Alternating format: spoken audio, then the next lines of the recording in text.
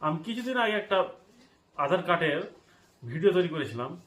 সেই ভিডিওতে বলেছিলাম যে আধার কার্ডে কি কি মানে অপশন এসছে সেই ব্যাপারে বলেছিলাম। তো আজকে একটা নতুন আপডেট এসছে যে আপনারা বাড়িতে বসে আধার কার্ডের মোবাইল নম্বর চেঞ্জ করতে পারবা, বা অ্যাড্রেস চেঞ্জ, নাম চেঞ্জ আর ইমেল আইডি আপডেট করতে পারবা। এই আপডেটটা আজকে দেখলাম। তো আপনারা আমার শেষ অব্দি ভিডিও দেখেন তো বুঝতে পারবা কি করে আপডেট করতে পারবা। সব থেকে প্রথমে আপনাদের বলে দিই যে এই অ্যাপটা সরকারি অ্যাপ্লিকেশন আছে, তাও আপনারা যাচাই করবেন, তারপরে এই অ্যাপ্লিকেশন থেকে করবেন। যারা জানে তাদের হাতে করাতে হবে। তারপর এখানে ক্লিক করতে হবে। ক্লিক করার পরে এখানে পিন দিয়ে দিবেন।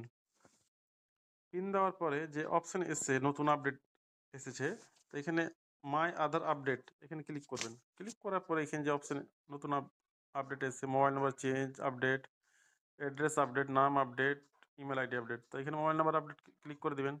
ক্লিক করার পরে এখানে যে 75 টাকা মানে চার্জ দিতে হবে, 75 টাকা। তো এখান থেকে আপনারা আপডেট করতে পারেন। আমার অলরেডি আপডেট আছে, এটা নিউ আপডেট এসে আজকে এসে, আপনারা এখান থেকে আপডেট করতে পারেন।